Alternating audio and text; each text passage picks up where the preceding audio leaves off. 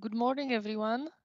Just a little announcement. We will be starting the presentations in 10 minutes.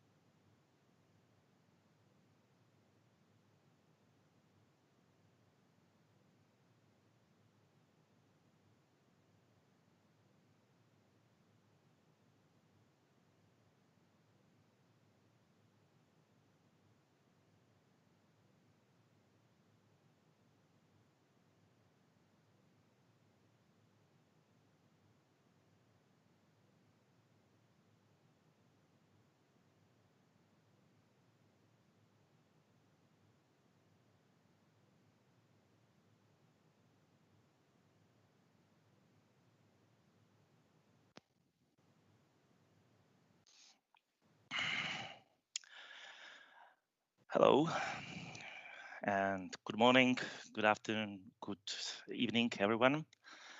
And I would like to thank you for joining. We are just starting the online user group meeting for the IBL. Would like to thank you for taking the time. We have some interesting news for you, which we wanted to share, and therefore we would like to start with our presentations. I hope you are all comfortable and good to go. We are broadcasting through Microsoft Teams, where some of you are connected, and there will be also slots for your questions. And we are also broadcasting through YouTube. That's the listen-only option. So, welcome once again, and we are just about to start.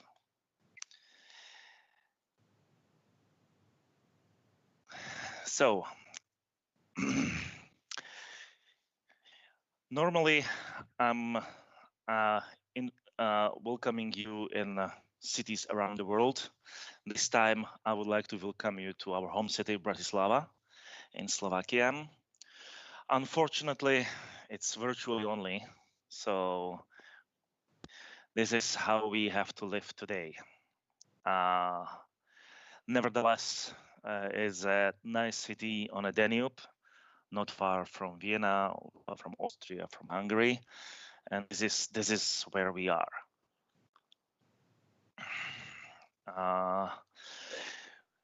This year we are going to have, unfortunately, the virtual meeting. And first, I would like to set some rules and explain what's going on and so on. Last year we met in Innsbruck. It was nearly 100 people over there.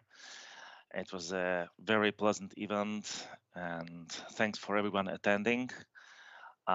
We are proud to have such community as we have, and we are very keen to meet you, the people who make this community and make it so awesome in person. Unfortunately, this year, as everybody noticed, most of travel has been cancelled, and we also have to cancel the meeting which we planned in person in Varna in Bulgaria. Due to ongoing pandemic, and this cannot happen. And I would like to say I hope you are safe and healthy, and wish you to stay healthy in the future so we all can get through. As this happened, we faced a difficult choice. So especially for Stanislava, who was a little upset on what's going on, we had to make decision either to skip the meeting this year and to keep you in the blissful ignorance on what's going on, or to tell you the truth what's going on, which we decided, because the future doesn't wait. So because of the things happening, we took decision to move to the virtual environment, as most of the things are happening virtually today, to bring you as much value as possible. And we are not able to just ignore what's going on. It has some implications for you, for your professional life, for the things in the meteorology, which we need to keep up track with. To mention some of the highlights, and we'll go more into details later on, is IVIC SIMS 3, which becomes mandatory on November 5th, and ICAO Amendment 79 coming into power. We are introducing Visual Weather 6 with Python 3. We are started providing software as a service in the meantime. We are coming up with cloud tools, especially open weather and new online weather generation, which is already live for some applications. And last but not least, we are introducing the environmental data retrieval OGC protocol, also known as EDR. The more details will be there in next 2 days. So the tools, capabilities which we are mentioning, some of them are enhancing existing functionality, some of them are becoming new modules, and so we are constantly updating our product offering and price lists. If you are interested, please get to us. Some of those will definitely be of interest for you. Now, back to where we are, what the virtual meeting is about. On a normal meeting, I would say we are here to talk, to show you what we are doing and listen to your presentations, to your experience, to your achievements, and so on. This year, we took decision to make a shorter version because, as I said, the future doesn't wait, and we would like to tell you the news. So introduce what are the versions coming, what are the features and updates coming to you soon. Unfortunately, we have to skip some parts. So this year we are skipping the user presentations. There will not be that much discussions between you and exchange the experience. We will not have the working groups, and there will also not be competitions because it's difficult to do in this format. I'm truly sorry for that, and we really hope for the next year we could meet and reconnect again. As the reconnecting also means friendly meetings between you, which this way are not possible either. As mentioned, we are broadcasting live, so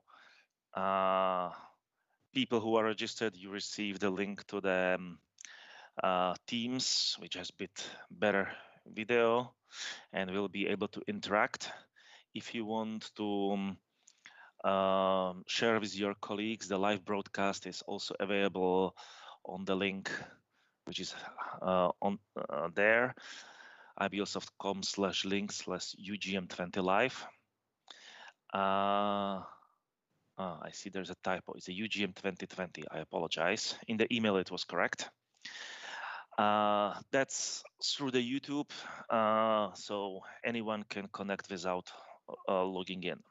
We are also recording these presentations, and they will be later on cut into the sessions and available in the wiki for later viewing. Questions. Please do not use the chat for the questions. We will not be watching it. The presenter will not be watching it. So the discussions will be through Teams. If you move the mouse, you can raise the hand, and when there will be a slot at the end of the presentation for the questions, the presenter will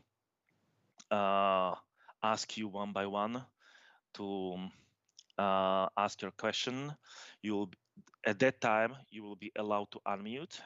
Now you cannot use your microphone. And if you can turn on your camera as well, so we could spotlight you when asking the question. So at the end of the presentations, there will be a slot. You have it in the agenda for asking the questions. Please raise your hand. After you finished, please put your hand down so we know it was already answered. If you have very special questions, you can still write them to the chat. Stanislava, who is behind organizing of this meeting. She will be collecting the questions and directing them to the people, or if necessary, we'll organize a special video conferences for dedicated topics later on. One of those could be the if you will see the need for a dedicated web cloud discussions and so on. So raise your hands at the end of the sessions. You will be able to unmute. Presenter will ask you one by one. Please show your video if possible. And if you have very specific questions, write them to the chat. We'll get back to them later. Who will be here today and tomorrow with you? The team is smaller because we have bit less logistic, and also the meeting is a bit smaller. But you will see and hear familiar faces and voices. There is Aniko, who is in charge of documentation and training. Joseph Matula, Chief of Technology. Boris Berger, Product Manager and a god of aviation formats. Michal Majek, Product Manager and Specialist for the visual weather. Milan Novansky, who is coming in a few minutes right after me, is a Chief of Delivery. Stanislava, who is usually organizing the event, and she was emailing with you. She will be organizing the things here in our office, and we have some people, part of the staff, connecting from home. Matej Švec, who is technical lead and who is involved heavily in online weather, and myself as the director of the company. Okay, that was about the organizing and the frame of the meeting. Now I would like to tell you a bit about us and what happened in the past year. I will try to keep it short, so we'll focus more on the technical presentations. Well, since mid-March, probably as many of you, we left the office and moved home, and we work from home. Luckily, we are in the IT sector, so it was relatively easy. And this is example of the offices and the workplaces of our colleagues as we try to keep ourselves engaged. So we've been in touch quite a lot, not to lose the contact, but we essentially continue to working from home. In order not to lose the contact, actually, we also have some habits, having we call it beer before the payroll, going for a beer. Try to go monthly. Even this has become as a video conference, so even beer is become virtual over here. In the summer, the situation looked already quite well here in Slovakia, so we were considering to coming back to the office. Unfortunately, second wave is already here and it's much bigger. So at the moment, majority of the people work from home. About 20% people are coming to the office, but we feel very lonely here. And we are hoping this situation will go and we could meet each other again in person. So for a comparison, last year, our colleagues has lots of business trips. We counted for the 2019, 122 business trips, spent more than 600 days abroad. Well, as you can guess, most of them were by our colleague Annika Todd. This year, the trips ended late February, early March. Last business trips in the US was quite an adventure. we have to shorten it by a day because the flights from US to Europe and back been cancelled, and already there was a border closing, so our colleagues had to go to quarantine and so on, and walking through the border. But we are all safe, and I hope you're also safe at home or in the office, wherever you are. In order to adapt, we are doing a lot of things now virtually. So, for example, installations, if there is internet connectivity, are done remotely. We also now provide online training with a training instructor on our internet training infrastructure, so people connect to customers. The users are connecting to our office to a training computers, and we have the training with a lecturer, more or less like it would be live. We are also about to launch new training portal, which is based on videos which Aniko is preparing, as you may easily guess, and also with some quiz, and you can track the progress and so on. We'll announce this hopefully soon when we will be ready to provide it to you. But at the same time, despite this, since the last meeting in October, we keep on growing. We hired 10 people since the last user group meeting, mostly in a C++ web developers support.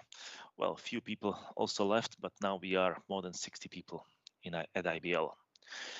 And we are happy there is a demand for our products and further extensions of our software. So in order to keep up, we are not sleeping and continuing to expand. And to conclude my part, I also would like to tell you what's next, what's coming next year. And I would like to take this opportunity to also invite you to the user group meeting 2021, which we believe will be in person. We have a facility booked in Varna in Bulgaria, 14 to 17 of September. It's on a seaside, so we still hope there will be a nice weather for us. So together with Bulatsa, and I would like to thank you to Rosen and the team at Bulatsa, we would like to officially invite you to the next user group meeting, which will be live in Varna. So thank you very much. This is for my part for the introduction. And I will switch the place with Milan if you give us a second to change.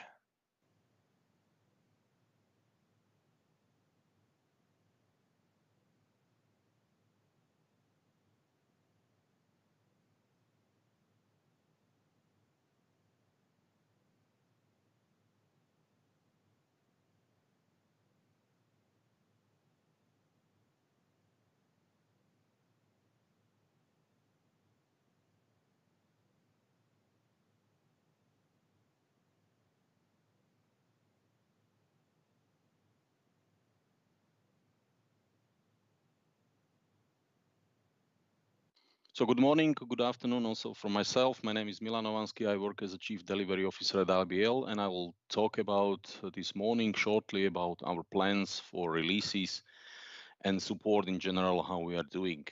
So at the very beginning, let me please present a bit of statistics, how we did last year, 2019.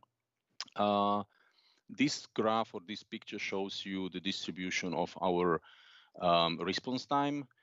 As you can see, we are having quite good numbers in terms of the responses within the first 4 hours. And then you can also see that we've got a couple of cases where we are lacking with the response, and those are the orange ones at the back.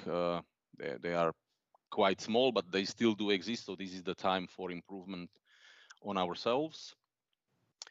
In terms of the resolution time, meaning since we picked up the case until we resolved it, obviously not everything can be resolved immediately with a configuration change. A couple of things, or actually majority of the things, will need also some part of the development in this chain. So obviously the response time beyond 30 days is substantial. It takes us some time to prepare you a hotfix or a new release until it will be deployed, until it will be tested by yourself, and the case can be closed as resolved. So this is pretty natural observation.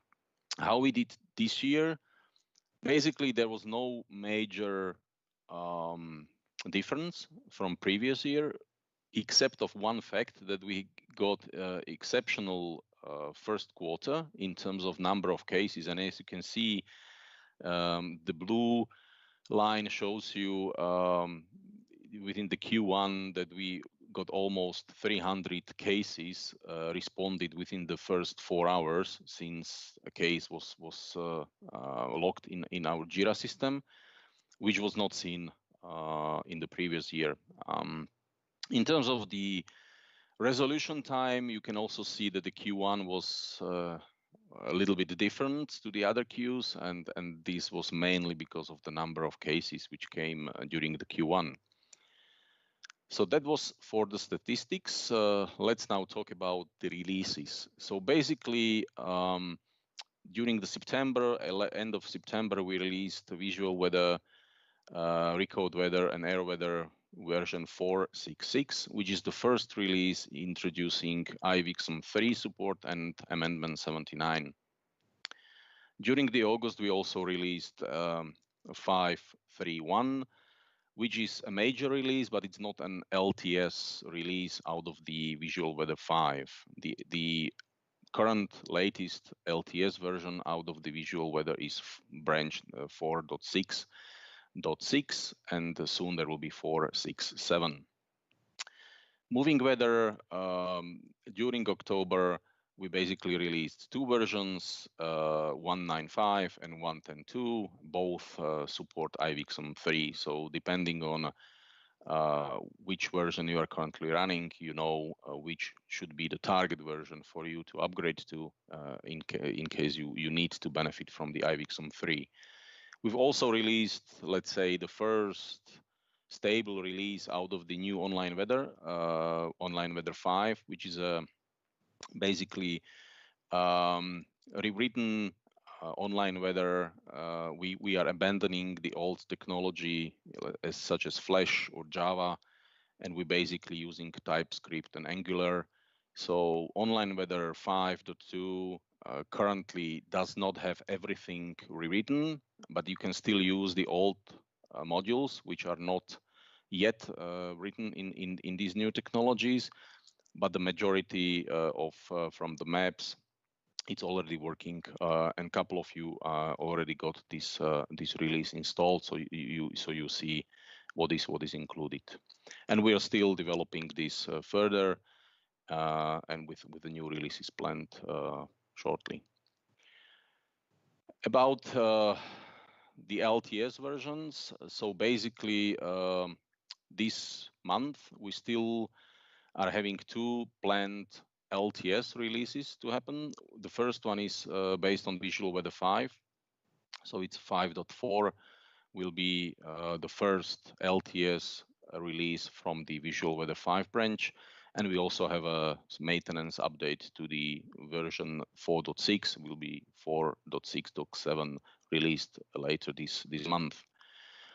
We also do plan to release the first release out of the Visual Weather 6 at the late November this year. The major change between 4 and 5 versus 6 is basically Python 3. So we will no longer support Python 2 within the Visual Weather 6, and everything will be based on Python 3. So those of you who are having who developed your own modules in Python 2, so this might be a key message for you to to get this release on your test and development systems and start basically changing your own modules so that they will work on Visual Weather 6. Basically, this release is not a LTS. The LTS version of Visual Weather 6 is planned for late spring 2021, and we will let you know as soon as this will happen. We also do plan to release Moving Weather 2.0 until the end of this year, and we also do plan to release Visual Weather 7 during the autumn 2021. So basically, the key message here is that we do plan to release a major releases, not yet LTS releases, once per year around the autumn timeframe, following by roughly 6 months until spring next year, where there will be a LTS version out of the new major version. So this year we will start with Visual Weather 6 major version. LTS Visual Weather 6 will be spring next year. During autumn 21, we will release Visual Weather 7 major release, and LTS version out of the Visual Weather 7 is planned for spring 2022. So this is basically what I just said, and it's you can see it from the picture how we do plan the releases. So really the key message is autumn is for the first major release, and spring is usually the time frame where you can expect LTS versions out of the major releases. Obviously, we will keep adequate time until the previous LTS releases will be supported, so that you will have a time to upgrade from your previous LTS version to a newer one. You could test it, you could plan your upgrade, and you can make it happen. The support of the major and minor, let's call it standard or non-LTS releases, which you can see in blue, will be way shorter. So as seen in this picture, it will be roughly 1 year, and then we will decommission support for these releases in favor of having more capacity to spend on the LTS branches and LTS versions. This comes to a very tough decision we had to take recently, because our customer base included many versions of our products, and we came to a point where it's really resource demand. We simply don't have enough resources, to put it this way, to support all the versions forever. So we had to take a decision how we are going to cope with this situation, and what we are going to do with the releases which we would like you to upgrade from. And for that reason, we are introducing end of support life for a couple of our releases, and I will talk about it later. Last year, during the UGM, we did a customer's satisfaction survey, and one of the questions was how reluctant you are to upgrade. And basically, the outcome is that 75% out of those who responded said that they are keen on upgrading at least annually, if not more frequent. And only 25% responded that they do upgrades once in 2 years, or when it's absolutely necessary. So this is actually a good source of info for us, and we took this into our consideration. And according also to these surveys, we are planning, and we decided to plan the end of support life for certain versions.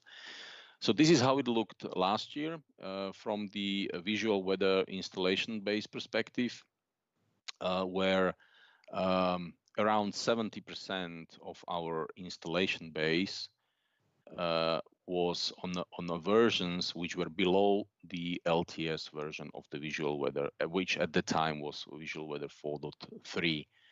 So 70% out of you were running really old versions, as old as Visual Weather 2.2 or 3.4 and those. This year is a little bit different. Only 35%, so let's say half of what we seen last year, is running a version which is below an LTS version. So in this case, below 4.3. You can see that around 30% of you are running Visual Weather 4.3 and around 20% already on Visual Weather 4.6. We do expect this number to change very quickly this month because of the IVXM 3. So those of you who need to understand IVXM 3 will have to move from Visual Weather 4.3 to Visual Weather 4.6 or later to maybe Visual Weather 5.4 once it will be out as an LTS version. Moving weather statistics, I would say vast majority of you is on visual on moving weather, sorry, 1.9, and we do expect that this will that you will stay there for a certain period of time with the new releases of 1.9, and also that the new moving weather 1.10 will get its presence and will be having more customers. So what it means for you in terms of the dates, nothing will happen this year. So whatever we are planning now is for the end of 2021. So what we do plan for the October next year is that we will end support for all non-LTS versions of visual weather, which will be on the versions earlier than 5.4, which means that by the end of next year, by the end of October next year, we do expect you to upgrade from Visual Weather 4.3 or 4.6 to Visual Weather 5.4 or beyond this version. Again, with the only exception over here, actually will be Visual Weather 4.6. Which we decided at the end that we will extend support for 4.6 for additional year, meaning that those of you who will not make it to 5.4 by the end or by the October next year can stay on 4.6 additional year. This is sort of an exceptional, let's say, situation where we had couple of LTS versions running at the same time, and this is how we decided that it will run. So those of you who are below 4.6 should upgrade to at least 4.6, and then you have 2 years from now support from our side. Those of you who will go to 5.4 obviously will get longer support of 4.5, which in this case will be until April 2023. All of those dates are, let's say, tentative dates. We will see how things will go. So don't take it as a hard deadline that 1st of October or 1st of April this will happen. It can change plus minus a few weeks, but we will try to stick to this month so that you can plan your upgrades, plan your acceptance of the new releases accordingly. All of those dates will also be announced separately via our mailing lists, and they will also be present on our wiki page where you can see consolidated, where you will see consolidated dates for each version, so you don't have to really remember these. We will give you another information via email, and also you can look it up by yourself looking at our wiki page. Moving weather, basically end of support life is planned for October 2021 too, and in this case we expect that anything which is earlier than 1.9 will be removed from support. So expectation over here that you will be already at let's say 1.10 or even 2.0 at the time. But if you stay on 1.9 with the latest, it will be okay. This is just let's say a graphical let's say graphical kind of information, what I have just said, what we do with the older versions. So October next year will be the first month when a couple of versions will lose support, and then as the time will go, we will be changing these to Octobers the other years, and or April 2023 in case of the visual weather 5.4 LTS. That's it from my side. So I thank you for your attention. And in case you have any question, I'm open to your questions.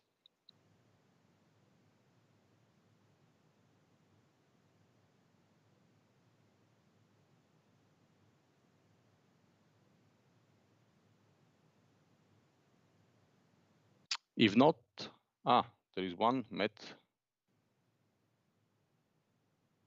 Hi, just unmute, I think. Hope you hear me. What does end of support actually mean in practice? Does it mean that you're not going to be patching any of the old releases, but you'll still answer support calls around it? What does it actually, could you just go into a bit more what it actually means for us? Yeah, thank you for the question. This was actually what we discussed too. Is first of all, it means we will not be introducing new versions or patches for that given version. The reason is very simple. It's very costly for us to keep all the environment because it's not just the source code, but at the time we have to keep the versions of compilers of other libraries which are part of the visual weather. So it's very costly for us. Plus, it's simply from the resource perspective, it's a no-go for us to keep it forever. So yes, we will not introduce new versions, and yes, we will not introduce new patches. What it means in terms of whether we will pick up the phone call, if you call us with this old version, most probably yes, we will pick up the call and we will try to help you. Meaning, if you will have some operational issue which only would require a I don't know, configuration change or some settings that you will need to do, then we will help you. If there will be a problem which will require a change in a code, then we would kindly ask you to upgrade to a higher version, higher supported version to solve the issue. Okay, thanks for that. You're welcome.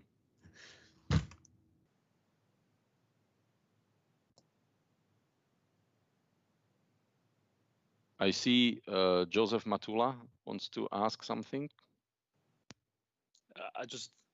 Hi, can you hear me?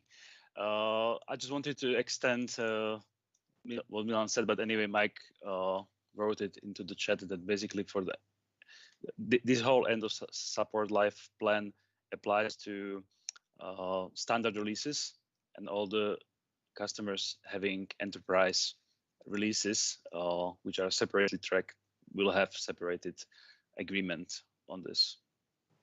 Yeah, a couple of you are having the enterprise branches, which I have not mentioned here by purpose, because this is a special, let's say, setup special agreement we have with you guys, and we will plan all of these separately from the main and generally available releases, to call it this way. So yeah, that applies too. Thank you.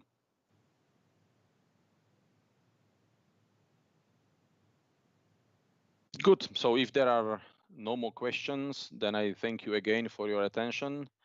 Enjoy the rest of today and tomorrow, and I would like to welcome Boris and Michal, who will pick up from my slot. So thank you and have a good day.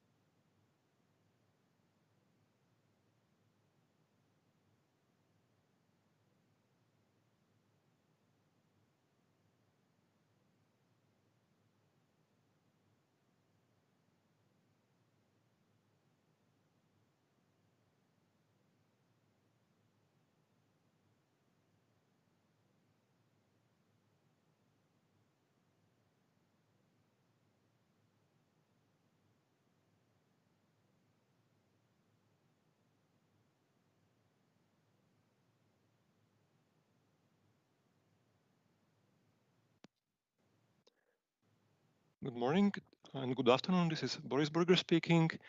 Now we are starting with the technical presentations, and there are going to be two different blocks. In the first block, we are going to talk about the changes in the methodological standards and how they affect our products.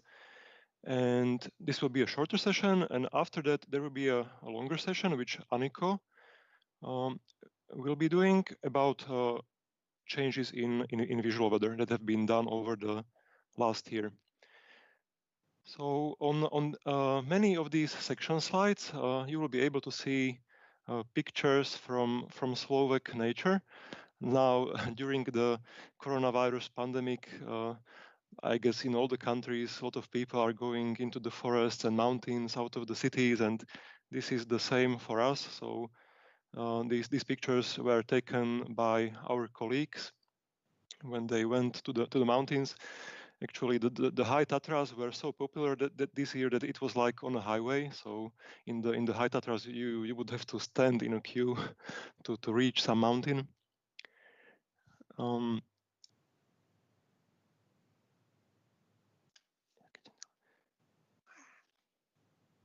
So the first presentation is going to be about IWXM 3.0 in IBL product.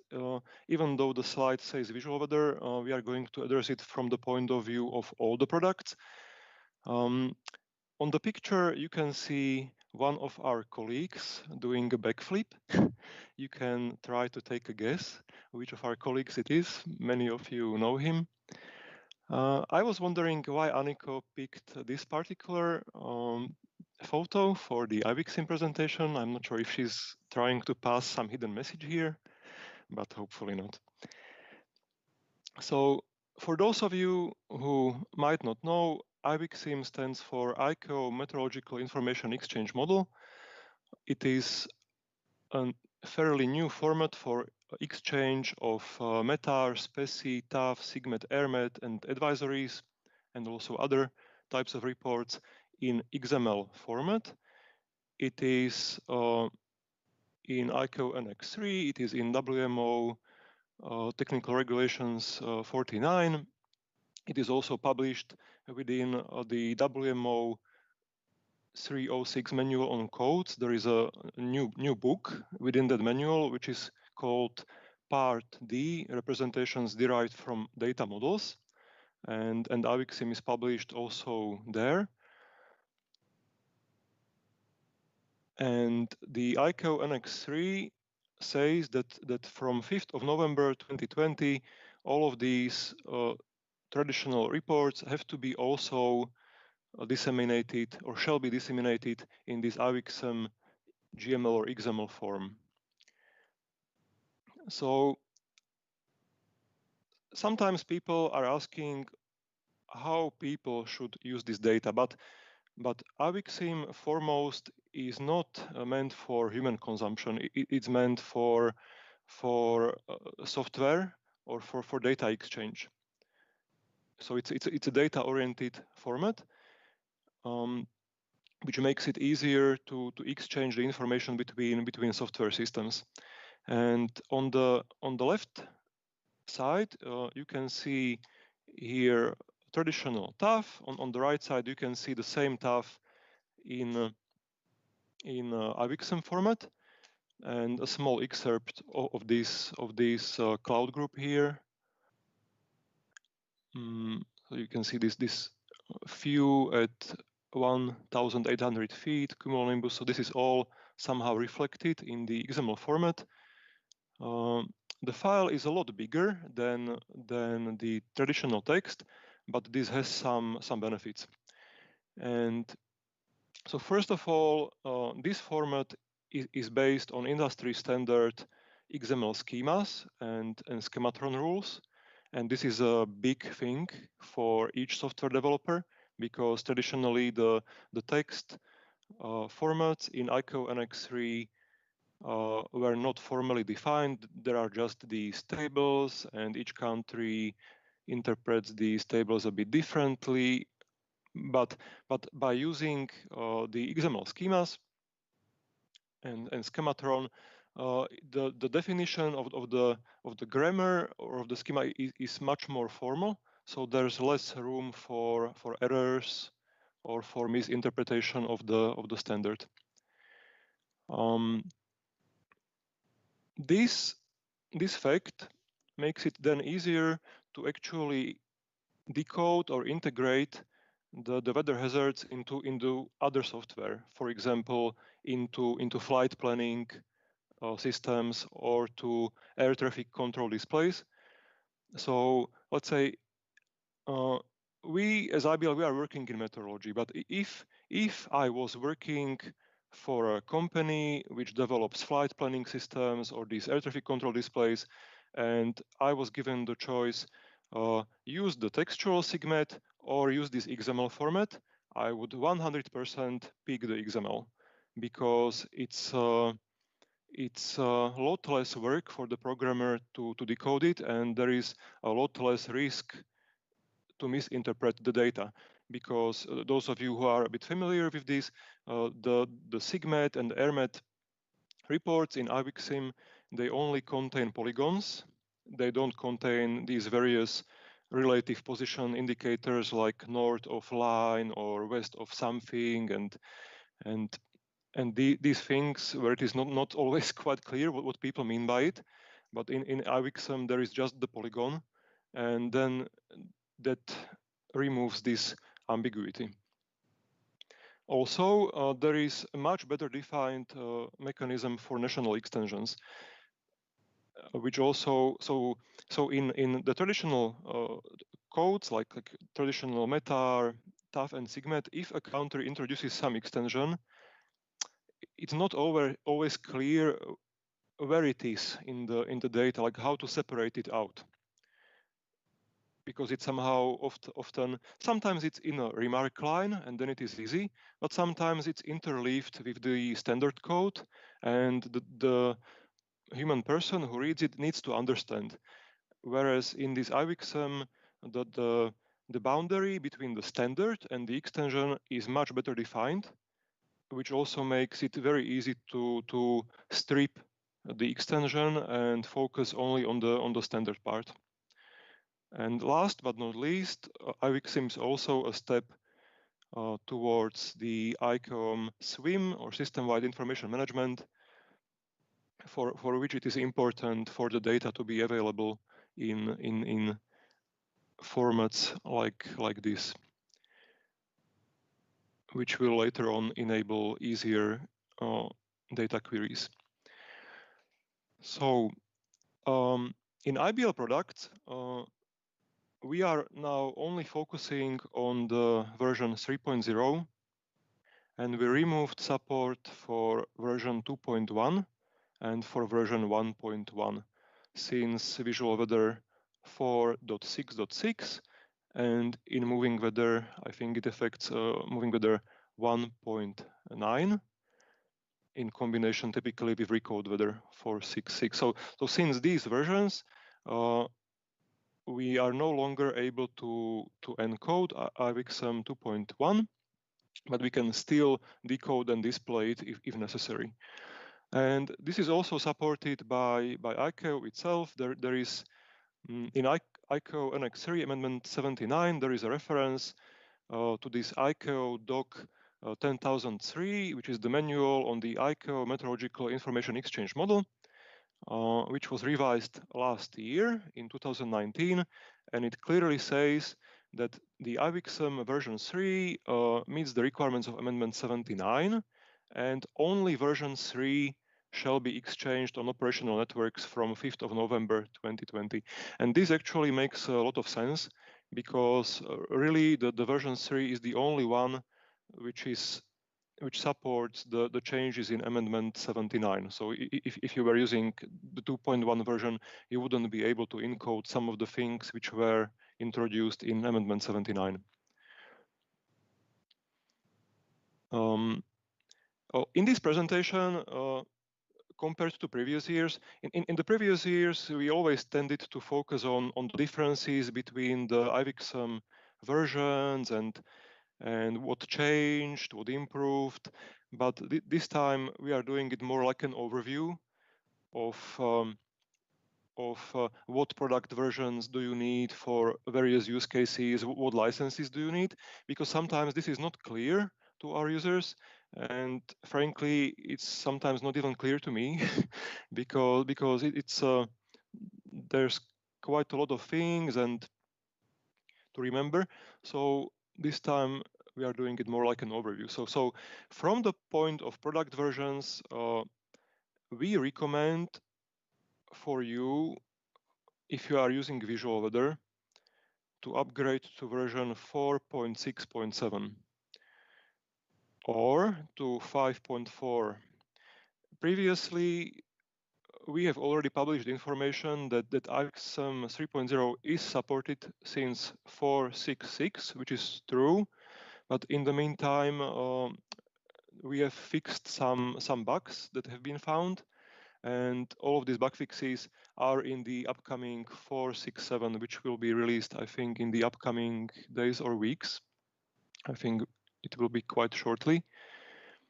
And the same bug fixes are also in 5.4.0. For moving weather, the recommended version to upgrade to is 1.10.2. If you cannot upgrade to this version for some reason and you are on 1.9, then we recommend to upgrade at least to version 1.9.5. So 1.9.5 contains the IVXM 3.0 support, but for the best experience, for all the features related to it, it's really better if you can to go to moving weather 1.10.2. And as I said, for Visual Weather, from these long-term support series for 6.5.4 is best to go to the latest that will be available at the beginning of November. Now, in this table, this is the full list of reports which we support in our IVXM implementation, and they are divided in three groups. So the first group, the green ones, are the ones which have like the most features, the most support, and these are METAR, SPECI, and TAF. So in the columns, you can see the various operations which can be done with the data. So for METAR, SPECI, and TAF, they can be produced manually from Visual Weather, directly from the data, from the message editor entry forms for METAR and TAF. You can issue IVXM. You can validate. You can decode and display this data in Visual Weather. We support the bidirectional conversion from the textual messages to the XML and back. And also, we support WMO bulletin compilation for these reports. Then the second group are the yellow ones, so SIGMETs, AirMets, and volcanic ash advisories.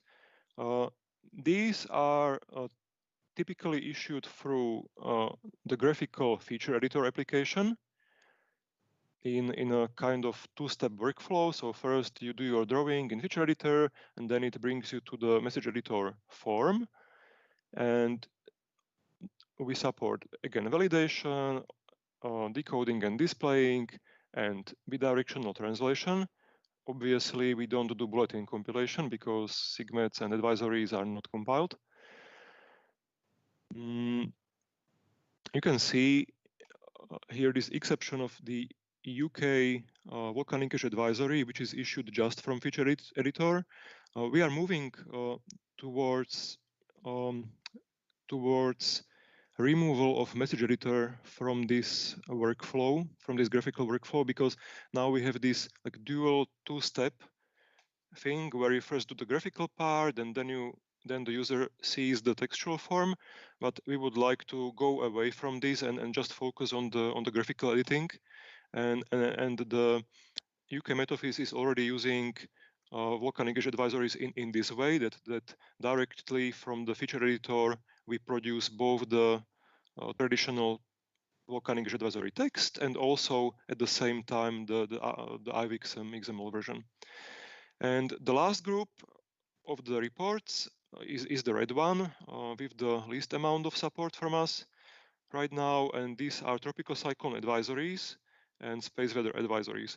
So for space weather, we are able to issue the space weather advisory from message editor, both in the TAC and in the IXM format, but we don't support display at the moment and decoding, nor the bidirectional translation. And for tropical cyclone advisories, we basically don't support anything at the moment because we did not have a customer for issuing tropical cyclone advisories from visual weather.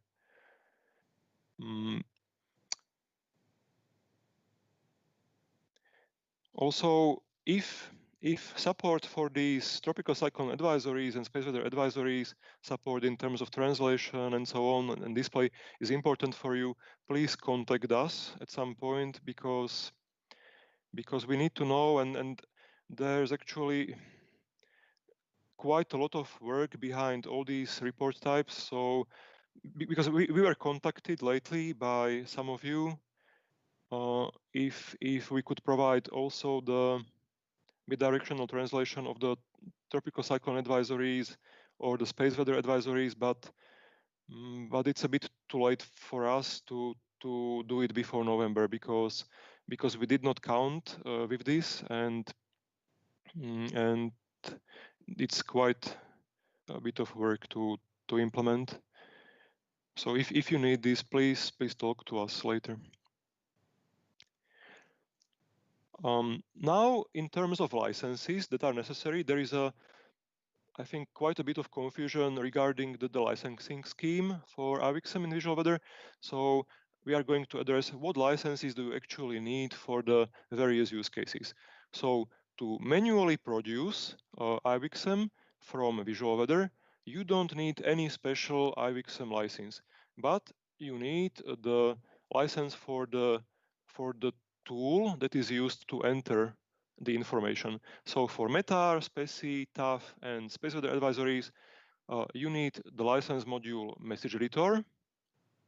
And from year 2020, also a new module form-based production aviation forms.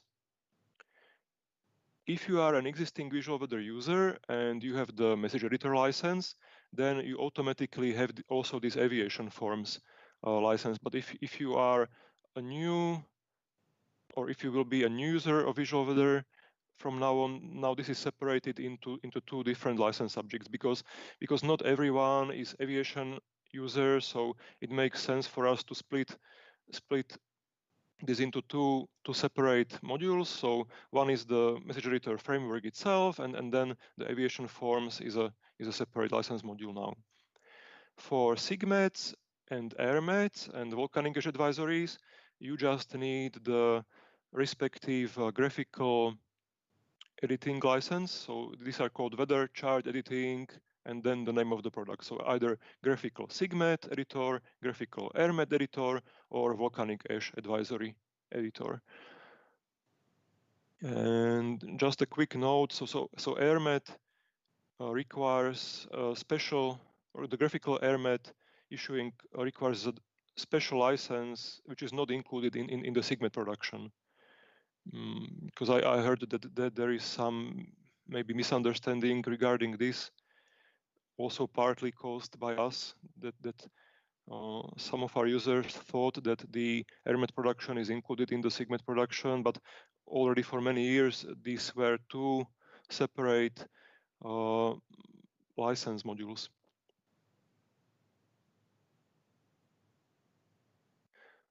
So this was for the manual issuing. If you need to also convert this data or compile, then you need specialized IXM modules. And when would you need this? So some examples. So one example is if you have METARs and species from your weather stations, which are, I don't know, let's say Vaisala or Microstep or some other company or your own. And if the software of this weather station is not able to produce IVXM directly from the source, then you can use moving weather or visual weather for the conversion, but it's a separately priced license module, which is called in moving weather IVXM support module, and this module provides the conversion part. So it can take the text, convert it to XML. It can take the XML and convert it back to text. If you have moving weather, usually what you receive finally is the moving weather installation and also like a small recode weather installation, which comes bundled with the moving weather, which performs the actual conversion logic. If in addition you need bulletin compilation, that's a separate module in moving weather as well. And I forgot to mention that. Okay, so one use case is if you need to translate those metars and species which come from some other software, but a similar case is if you receive some text bulletins from other country and that other country does not have the IVXM capability yet, and they make an agreement with you, okay, please, Austria, can you translate these tag messages for us because we don't have it yet. So you can translate it for them, but you will need this IVXM support module. Also, if you had your own TAF editor outside of Visual Weather, but you needed to translate these TAFs to IVXM, and you don't have your software for this, then you can use Moving Weather or Visual Weather for it, but you need this IVXM support module. So in Moving Weather, it is two modules, IVXM support for the conversion, bulletin compilation module for the compilation. In Visual Weather, on the other hand, it's just one module, which is called IVXM conversion and compilation, which combines all this functionality. Now, for the graphical display or decoding of IVXM, you don't need any special IVXM license modules, just the Visual Weather base package. So for example, that's like map editor, graphical layers for Meta, TAF, or SIGMED advisories, or decoding the data and display in meta chart tables. So for this, there is no special IVXM license necessary.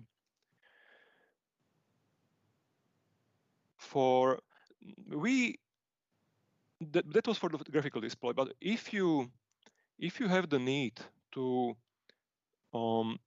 display the XML also in report monitor or in map layer tooltips, and you don't want to see the XML there, but you want to see there something that resembles the traditional textual format, then in this case we have a special license module for Visual Weather, which is called Human Readable Display of IVXM ICO Products.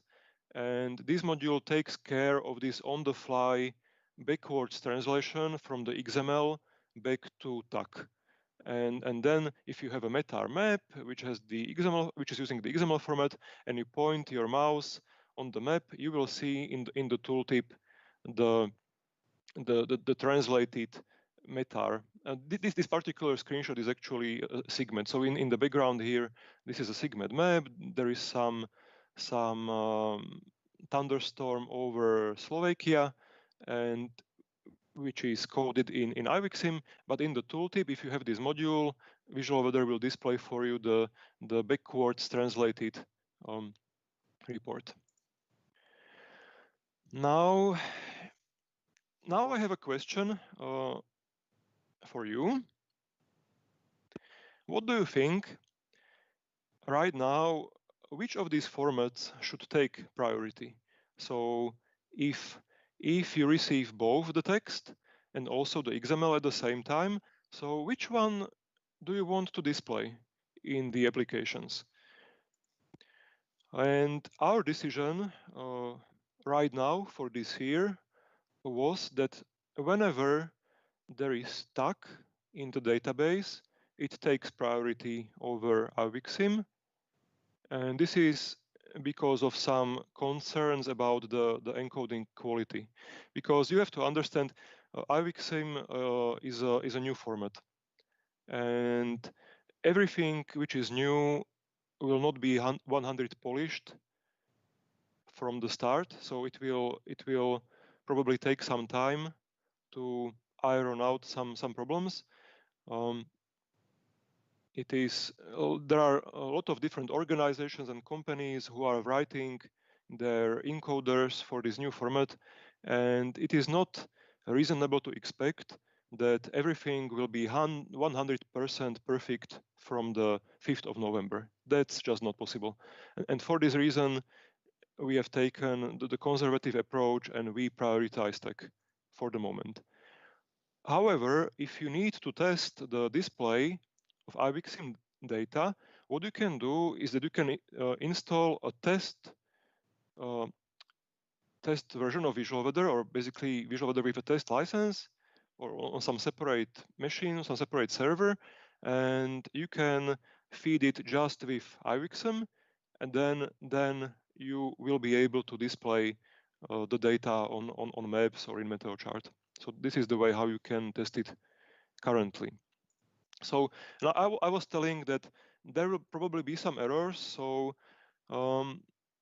we have been doing some evaluation, some comparison of how IBL encodes the data and how some other vendors encoded the data, and we have been comparing, and we found in the data coded by other vendors that sometimes there are mistakes in their implementation. For example, what you can expect is that the encoding will be incomplete. Let's say you have a METAR and say something like special or rarely used is not coded properly, like GUST, for example. So, or there can be incorrect translation. So let's say in TAC, you have NCD in METAR, no clouds detected, and maybe in the IBXIM it's translated to something completely else, like vertical visibility.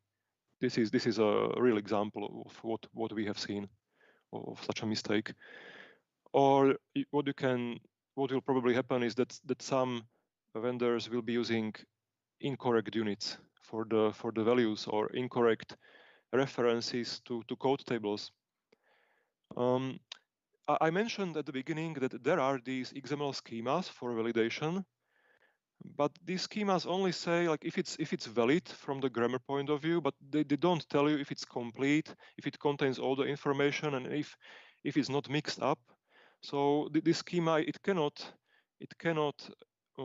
find all the logical errors if the encoder omitted something. And also there is unfortunately one fact that the schemas are not 100% clear in all the areas, and this will probably introduce some incompatibilities across the implementations, where one vendor thinks that okay, this should be encoded like this, and the other vendor thinks no, we believe it should be encoded differently. And now it's not clear how it will be made compatible, like who will be the arbiter who will decide this is the correct way. So coming back to this question, like how should the prioritization work?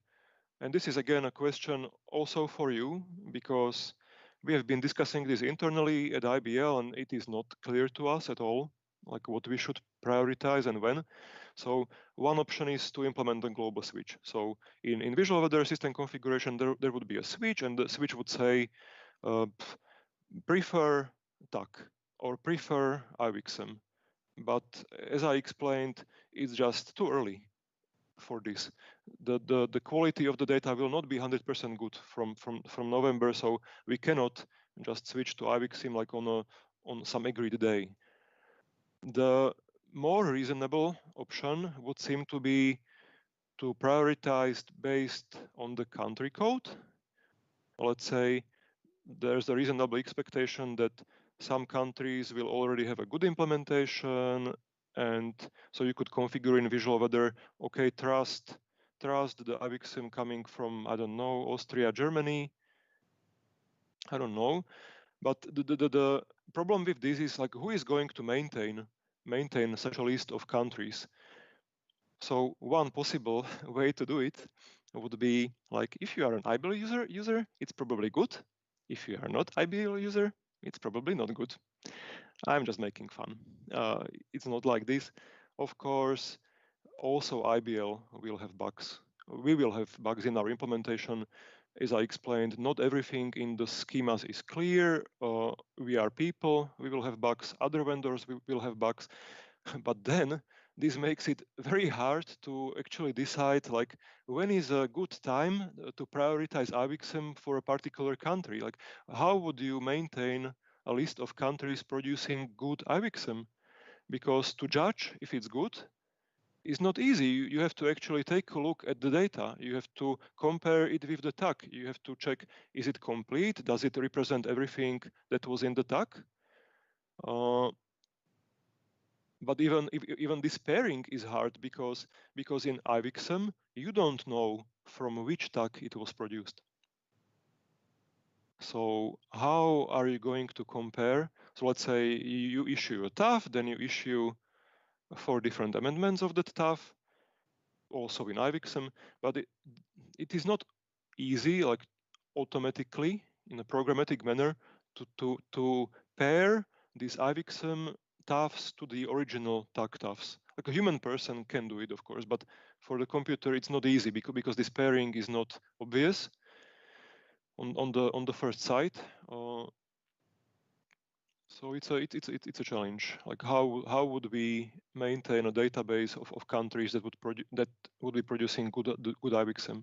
Also, another approach could be based on report type, because there is an assumption that probably metars and TAFs will be at the beginning of slightly better quality than SIGMET, for example, for various reasons. But again, like, should it be a global switch, like trust metars and TAFs, or should it be like a combination of the country and the report type? So it is not clear to us either at the moment how we should approach it. Now, coming to some real technical changes. If you are producing SIGMETs and metar stuffs, before Visual Weather 4.6 and 5.4, it worked in a way that you used either feature editor or message editor, and then you had a pipeline. And in this pipeline, you would first produce the text report, and then you would translate that text report to IBXM and then send it out. And in these new versions, this is already different. So this pipeline action for conversion is now, it is still available, but it is deprecated to use it. And there is a new set of actions which generate IBXM directly from the source data model. So if you are drawing a SIGMET in feature editor, then this action takes that graphical drawing and translates it directly to IBXM without going through this intermediate text step. And this is important also for metars or other reports in the future, because this allows you to then encode some things which are not present in the textual format. For example, from SIGMET, you could take, from the graphical SIGMET, you could take like more precision of the values, because if you went through the indirect step through the text, you would lose some precision by rounding to whole numbers. And if you go directly from the data, you can use more precision. I have seen some in the discussion forums on IBXM that people are already encouraging people who are issuing metars to use more precision for, let's say, temperature or for pressure, because as you know, in the textual metar, you are limited in pressure to whole numbers. But in IBXM, you could code it with more precision if you want it. And that's the reason why we are also moving towards a conversion directly from the data, or sorry, not conversion, but generating IBXM directly from the application from the source data without going through this intermediate text generation and translation. So when you upgrade to these new versions, we really encourage you to switch to these new actions, which are called SIGMET to IBXM or METAR to IBXM and so on, away from these TAC SIGMET to IBXM or TAC METAR to IBXM.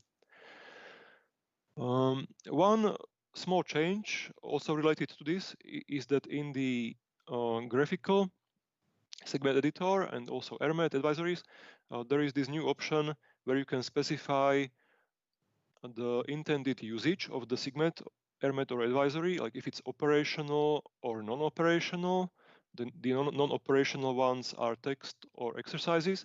So you can specify it there, and then this information is encoded in the IBXM format.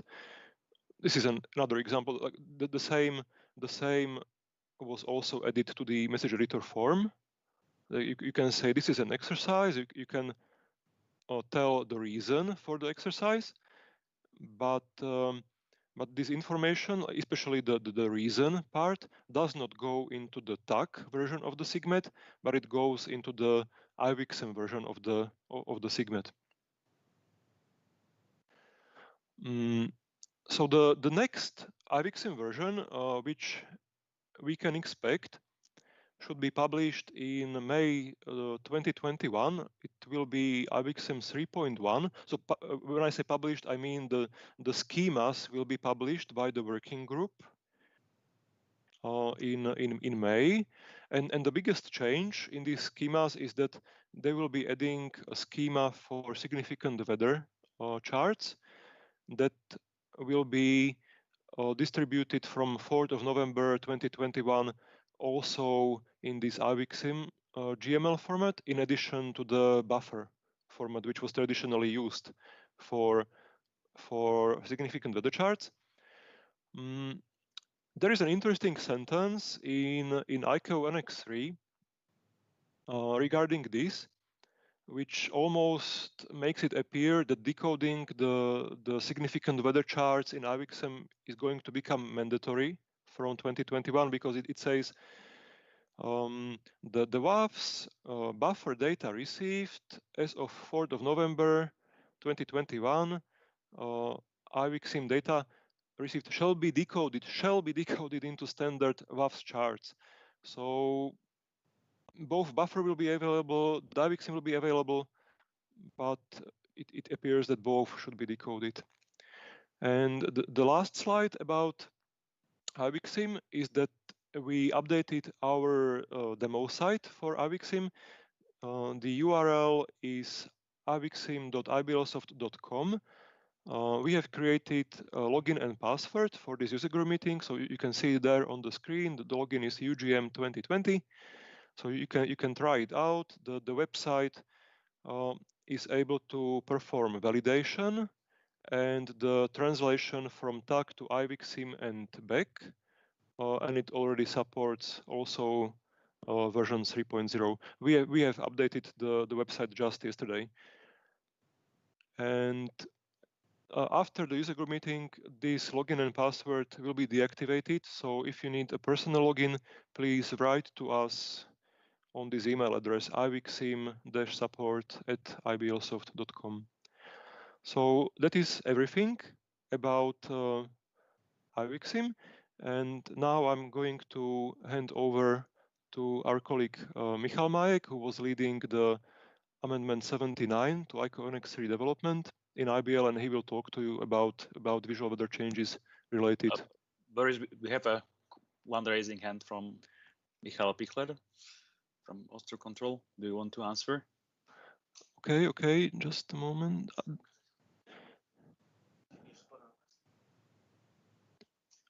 So do I need to unmute Michal, or how do I?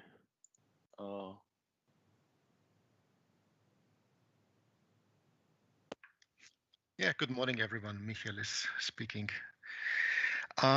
First of all, thank you for the presentation, for the information regarding IWXM. I just want to add some words on what has been said by Boris regarding the validation of data and how you can show that the quality is correct, how that the tag is the same as IWXM.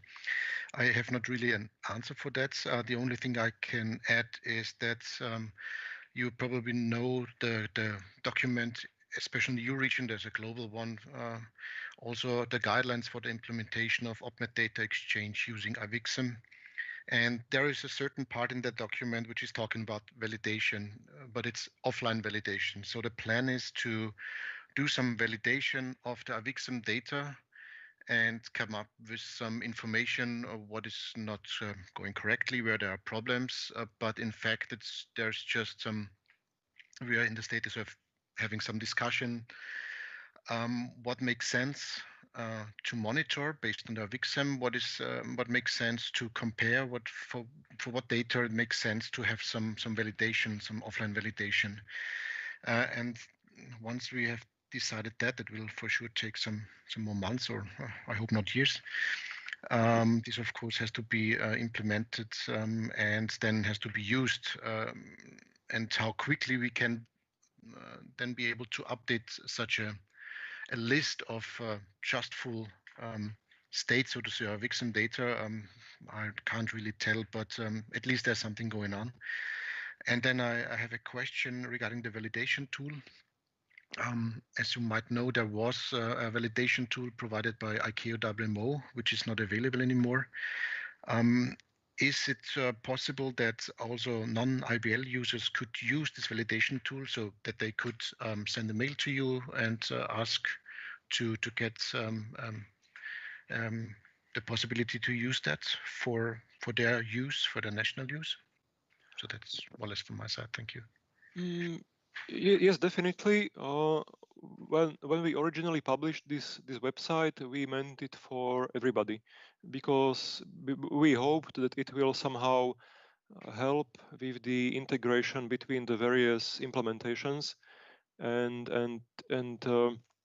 we have sent information about it to the IWXM Google group, and we told that everybody, even if it's our competition, they can apply for a login and password. They can generate this data, because at the end of the day, we have to make it work. We have to this format makes no sense if we don't understand each other. So of course, we definitely will provide login and password to anybody who needs this.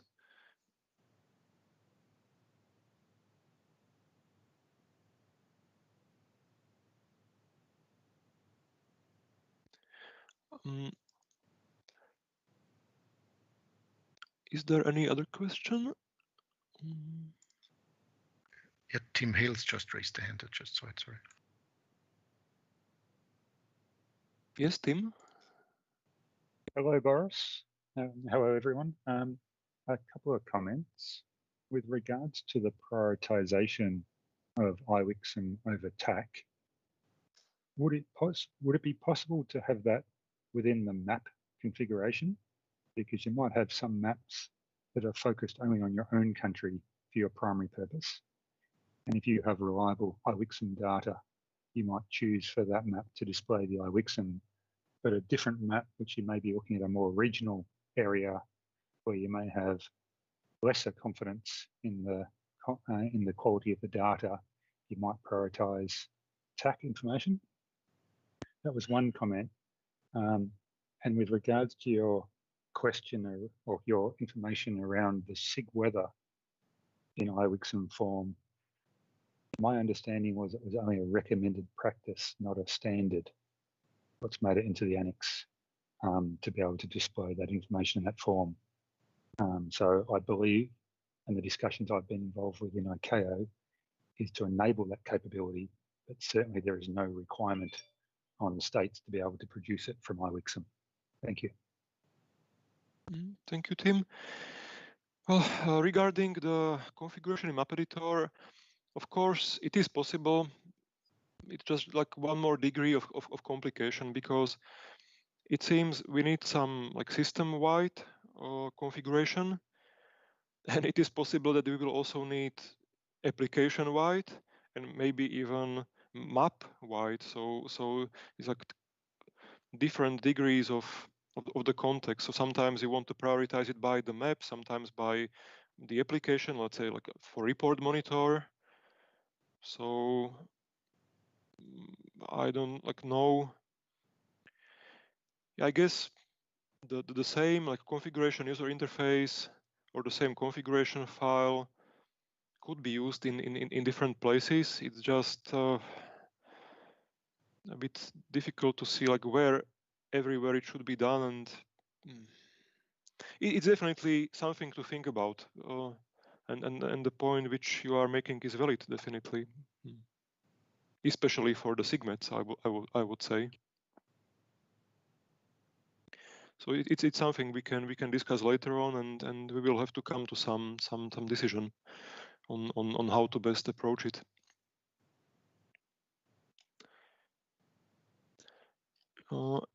If we don't have any further questions, after a very quick break, I will hand over to Michal Majek, and I'm very sorry for taking so much time with the IWIC sim. I did not see that the time is flying so fast, and I really did not want to take away from Anniko's presentation. So just 1 minute. Meanwhile, this is Joseph speaking again. Mike in the initial section mentioned that you can ask questions also in the chat, but we realized that all non-IBLs attendees of this call do not actually have access to the chat. So sorry about this. If you have some follow-up questions, I think feel free to contact either directly presenters if you know their emails, or you can approach us also through Stanka, who will organize for an answer.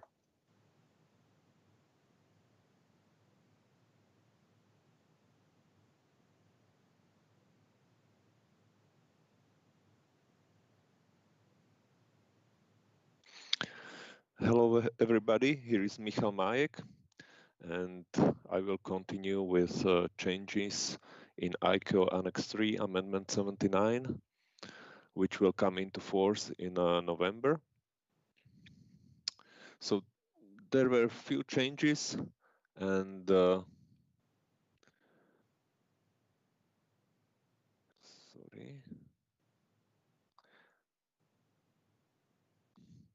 And not all of them are okay. So there were several changes in the ICAO Annex Amendment 79, and some of them for some of them we need to make some changes also in visual weather, and some of them are already supported by visual weather. So the full list of the changes you can find on our wiki page. You can type into the search ICAO Annex 3 Amendment 79, and it will navigate you to the right page in Wiki, where you can find all the changes for which some visual weather development was necessary, and also for the changes which are already supported. And as Boris mentioned in the previous presentation, Amendment 79 is fully supported in the visual weather versions 4.6.6, or we recommend 4.6.7 because we also find some minor bugs which we fixed, and in the version 5.4.0. And in this presentation, I will just pick some of the Amendment 79 changes, which are the most important in visual weather. So since November, the World Area Forecast Centers are going to wrong message, and you need to correct it. And the same principle was done in message editor, that there is no possibility to issue 2 tropical cyclones in one message. Another change in tropical cyclone SIGMET is that now there is possibility to include multiple cumulonimbus clouds in one message, which was possible only in volcanic ash SIGMET, and now it is available also in tropical cyclone SIGMET.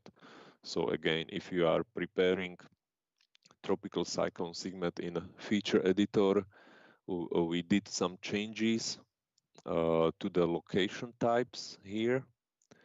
So now you can issue either tropical cyclone with the circle cloud or with the polygonal cloud. This button gets a new icon. And if you want to issue additional cumulonimbus clouds, you need to use this polygon location, and you can draw multiple cumulonimbus clouds, and they will be issued in a message which will look like this. And the same option was added to message editor. The last change which I will mention is both for tropical cyclone and volcanic ash SIGMET. And this change relates to the clouds. So until before November, when you issue multiple volcanic ash clouds in one message, all of them have had the same observation time. Since November, each cloud can have its own observation or forecast time. So we also reflected this in a feature editor, that now for each cloud you can define specific observation or forecast time, which will be then used also in the final message. And this is both for tropical cyclone and volcanic ash SIGMET. And as I mentioned in the beginning, the rest of the changes you can take a look on our wiki page, which is called ICAO Annex 3 Amendment 79. And this is all from me. Thank you for your attention. And if you have some questions, now it's your time.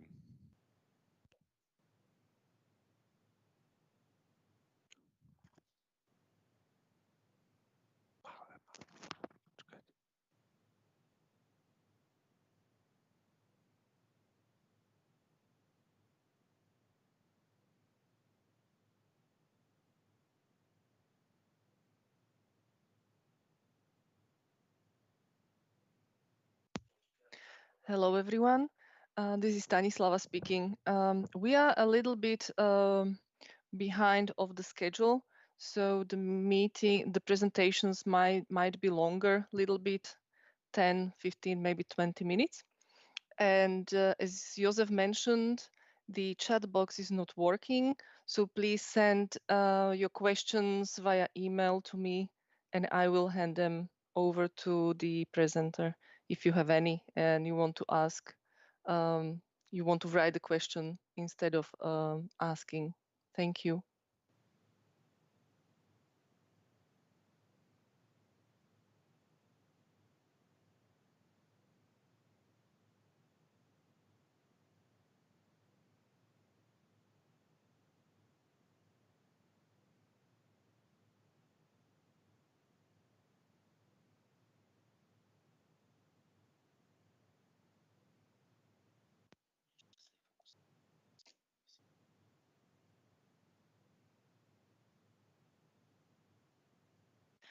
Okay. Hello, everybody. So welcome to the part about introducing some little changes that were made in visual weather. And first, let me just begin by saying that I'm really happy that you decided to participate on this online version of the user group meeting, and I hope to see you all next year in person. So let's have a look at what the changes we've done in terms of some small adjustments or some purely interface changes. So in the main panel, we mentioned at the earlier user group meeting that we made several improvements for the notifications that are displayed in the main panel.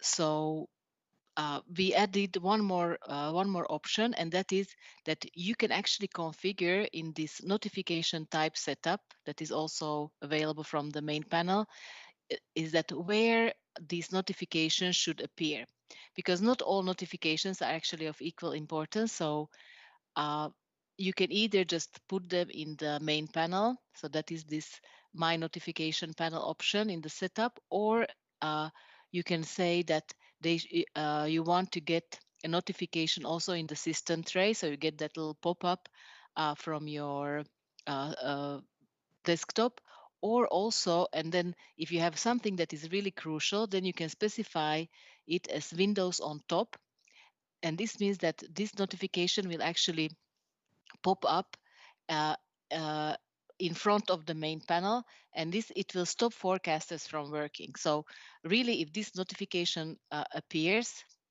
then you will get this important notifications dialog popping up, and the users will have to manually close it before they are allowed to continue. So it will actually kind of freeze the desktop unless, and then they can continue when they click the close button. Okay. In the map editor, this is something that we are really proud of. We finally added an option where you can look up the maps and directories by part of the map or directory name. So many of you have experienced this, that you have a lot of different maps and you know that you have a map and you know roughly how it's called. For example, it's called something wind or something temperature. But since you have a number of directories and sometimes hundreds of maps, it's difficult to locate the map. So we added into the open map dialog a lookup box, so you can actually filter out the items by name. So as you can see, it will display all the matching maps, and also if you have a directory that matches the name, also the directory itself. And this was also implemented in Meteor chart. So the same goes for if you have many tables, then you can also use a lookup for the tables. So high time for something as sophisticated as this. Then some small changes in the land layer. You can now, for the highlighting of the capitals, you can also use this all capitals hidden. This is nice if you want to have two different layers, one with the capitals and one for the city, for the non-capital cities, and then you can set different graphical options for these two layers. Also, same for the land layer, we added an option that you can specify some background label box for either the station or the city label.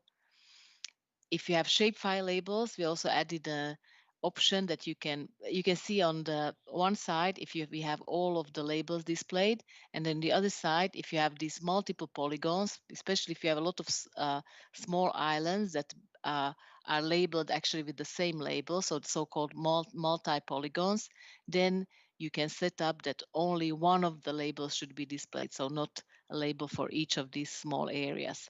So a small improvement for the shapefile display. In the we added also what is called a feature product static source, and this means that previously what you drawn in feature editor, this was always something that had a specific validity, and you used the feature database layer to display it, and it also had to match the validities of the other layers. But we were missing some option that would allow you to place certain fixed areas which have no time validity onto the map, especially with the circles. Many of the users were all trying to place a simple circle on the map, and they were using different tricks. So now you can draw some static items in feature editor, say export them into a file and into an XML file, and then use this XML file as a map layer. However, what we also added is a new, completely new layer when we are talking about being able to display some circles on the map. So we now have so-called rangering layers. So you can add onto your map a circle or a set of circles. They have different configurations. For example, you can configure how you want to see the compass, or if they should have regular stepping in between or irregular stepping. And also you can specify how the labels should be displayed. So several options for the label display. So this is also something that many of our customers has asked us for years, and finally we got around. So you can now place these range rings onto map layer. This is a specific map layer, but also the radar layer now supports it. So in the product catalog, you can actually specify for every radar product, or well, not every type actually supports it, but most formats do support it. You can specify location of the center and also the radius of the various circles. And then in the actual radar layer, we added this tab central point and circles, and you can see that either they can be used from the product definition, the circles, or you can also specify the radius in the layer itself. So now there are two layers that actually support this range ring display. Okay, this is something more complicated, so I will not really go into all the details, but the point of this is that nowadays we have a growing number of model data where data set is used more extensively. So for example, you might have a data set for ensemble parameter and then another data set for the accumulation. And actually in the map editor interface, when you are displaying NWP model data, the configuration of the source only supports a single data set. So we don't actually have an option to select that you want to display, for example, ensemble member 2 and the accumulation data set. So for this reason, in the system configuration, in the configuration of the translation rules of the model data, you can specify that a particular data set. So you can see here on this side that I'm translating this. So I select a parameter number, a parameter ID, and a particular data set and the statistical process, and that is actually translated into a brand new parameter. So this is our way of enabling to effectively display data which is encoded in multiple data sets. So it's possible, it's necessary to translate this parameter dataset 1, dataset 2 into a new parameter.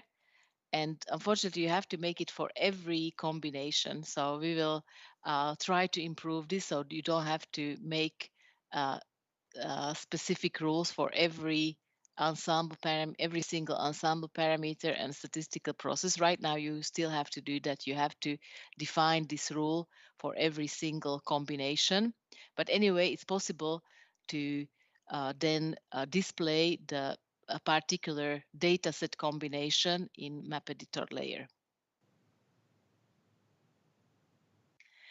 Also, I remember in the previous user group meeting, some of the users complained that if we deliver them some IBL map, oftentimes because they don't have the same model, the map don't work, and they actually are not sure for what reason. So what we added right now is a little warning in the map editor global toolbar that if you don't have the same model in your database as the model with which the map was configured, then you get a little warning, and then you can see here that you should look for, if you don't have this model, at least for a similar model. So for example, if you have a map that is configured to use some wave model, then you at least know that you should look up in your database something that is similar to that particular wave model. Okay, there are now some improvement for the meteograms and the cross sections. So we added an option for the meteograms to use the base height of the location as the as the source of the level axis. So if this checkbox is checked, take base height from orography. So this is usually the elevation of the place. Is then the levels from the station elevations are used as the base height. This is particularly useful. Otherwise, it's the geopotential height from the model. Why is this useful? You might have models or you might have areas where the actual model has a low resolution, but the the terrain is very varied. So you have, for example, some valleys and mountains, and if you just take the elevation from the global model or base it on the geopotential height from the model, then your level axis actually does not correspond to reality. So you get a meteogram that is kind of not really expresses the reality of the elevations. So this is a way how to resolve this using this take base height from orography checkbox. Okay. Another improvement that we made for meteor, or actually this is for route cross sections, is that previously these weather icons could only be used for meteograms, so for a single station type style cross section. Now you can also use it for route cross sections. So there is a support. You have to use this particular function, but you can display the weather icons on the map on a route cross section. Okay, this is not a major improvement, but in the gradient display, there is now an option to specify whether the gradient values or the colors should be ordered from highest to the lowest or from lowest to the highest. And also you can use this text inside. As I mentioned, this is a quite small change. So, but I only included this slide here because not many users are aware of this special color scale legend. So usually the color gradient is displayed as, or is a legend that is part of a particular layer. So for example, a satellite layer has its own color legend, or the wind layer, if it uses some gradient, has its own color gradient legend. However, we also have this generic color scale legend, and you can add it, and then you can select that. For example, you add this type of legend, and then you select from which layer, and you can see that it has many more options. So you can actually create gradients like this with some free text and some more options that are offered in this color gradient legend. So only to raise awareness about this style of gradient display. Okay, now some feature editor changes. So in the feature editor, we added two new feature types. One is convective risk area. We actually added this because of the online tool that we developed for collaborative editing of convective risk areas. My colleague will talk about it tomorrow. So, but this also is a feature that is now available in feature editor as a distinct feature. So this allows you to specify the type and the probability of the convective risk, and you can also specify the top and base, and the color is assigned according to the combination of probability and distribution. And another item that we added, another feature, is a combination of turbulence and mountain wave area. So previously, these are two, or in previous versions, these are two separate features. They are still available, of course, in the current version as two separate features, but a particular customer requested that they are actually editing it as a joint feature where they can specify the degree of turbulence mountain wave combination. Another improvement in the feature editor are regarding the low-level forecast, or the so-called SWL product. So one, we added an option to configure in the configuration of the product itself to specify that the output should also include model data. So you can specify the model, then from which levels, which locations. And unfortunately, parameters are just defined here by numbers. So it's not a very sophisticated graphical interface for the selection, but you can enumerate the required parameters, places, and levels. And then in the feature editor interface, you will actually get this model data button that you can, and after clicking this button, this loads the actual model data that it's going to put in the output. And here, these are also editable. So the forecaster can actually decide whether to keep the values directly from the model or whether they should be edited. And then the output of the SWL product can be also modified to include this model data. So this is an output of one of our customers. So as you can see here, you have the weather area descriptions, but also another part of the output is a table with the model values.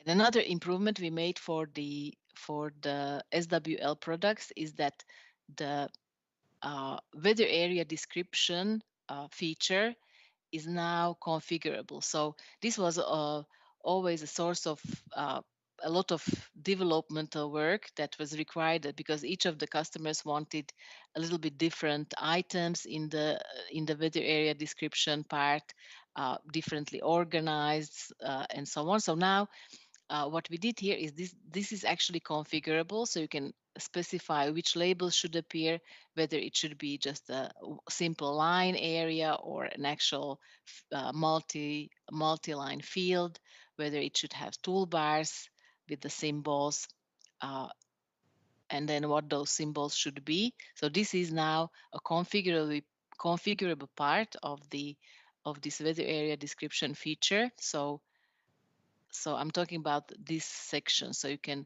specify how this section should appear. So you can see here that this is a text area, which has in this case, no toolbar options. And in this case, it's this multi-line style. This means that for each weather area, you actually can have not just one big field, but multiple line fields. Okay. And then, of course, the output also has to be adjusted accordingly. So there is still some adjustment or some change that has to be made, but that is only for adjusting the macro template of the output. Okay. And some other changes in feature editor are related to these specific product types, such as the volcanic ash sigmet, when a lot of offices are issuing the immediately first sigmet for volcanic ash in a way that they are using the erupting volcano as the location. So we added this add volcano and use as location button in the volcanic ash specification, and this is the output it produces. So it uses the position of the volcano as the position of the volcanic cloud. Okay, and this is something that my colleague already touched upon a little bit. These multiple cloud areas. So for the volcanic ash sigmet, it's possible that in the configuration you can specify that if you specify different flight levels, whether it should be issued as a single volcanic ash sigmet or multiple sigmets. So depending on this configuration, such drawing is translated either into one single volcanic ash sigmet or into two separate volcanic ash sigmets. Okay, this option for additional delivery of SIGMET and AirMet, is something that we introduced on the last year UGM in a user presentation. This was the pipeline or an option which allowed for the cooperative issuing of SIGMET between Germany and Switzerland and Austria. So I will not go into details here. I just mentioned that this is the actual setting, and you can go back to this recording from previous year. So just for the sake of complete overview of these feature editor changes. And we also improved a little bit the options for the collaboration, or made it a little bit more clearer for the users what's happening. So in the configuration of feature editor, you can specify that when you are using the collaborative mode, some particular colors are used to indicate the name and also the objects drawn by a particular users. So now each user who is participating in the collaboration gets their own color, and that is indicated here in the list of users, and also the outline of the object gets these colors. In version 5 and 4, these colors are assigned internally. We picked some colors that are part of this colorblind scheme, so they should be distinguishable also for people who have problems distinguishing certain color differences. But from version 6, we made this configurable. So this is the default color scheme, but you can actually specify your own colors that you want to associate for each user. And this is assigned by the sequence number of the user. So whoever logs in first by default gets this greenish color. Okay, now the message editor changes. Most changes in message editor that we did relate to the TAF editing. So we improved the TAF guidance in a way that now you can specify in the configuration of the TAF form whether the METAR and the NW guidance will be either always displayed, so the user doesn't have the option to toggle them on or off, whether they should be always hidden, so you don't want to have this guidance in the form, or whether it should be selectable by the user. So this is what we had before, that you had a checkbox to show or hide the NWP guidance. Also, you can specify how many columns you want to show in the NWP guidance. So you can specify some number of columns. And as you can see, you also can specify which parameters should appear in the list. We added a new parameter, a QNH parameter, and made the list of parameters configurable. So for example, if you only want to show wind and temperature with humidity, then you can just check these two checkboxes. We also improved the TAF validator. One improvement is just a simple graphical interface improvement, because there were already so many different options that we decided to split the validator into separate tabs. And we added some new options, for example, some threshold options, but also this cloud and weather configuration. For example, you can now enter a combination of weather phenomena which are actually allowed. So they are not prohibited combinations, but they are uncommon for that particular TAF form or for your area. So this means that when such combination is entered, even if it is actually allowed, so then the user is notified that this is an unusual weather phenomena combination for their airport.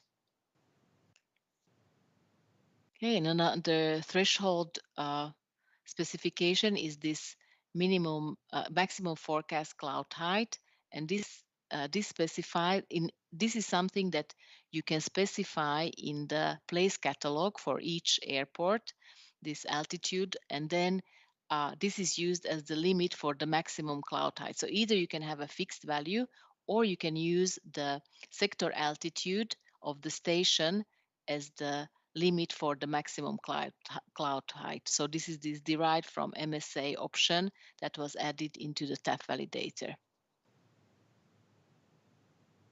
Okay, in the task editor, most of the changes are graphical, but some of them I think you'll find quite useful.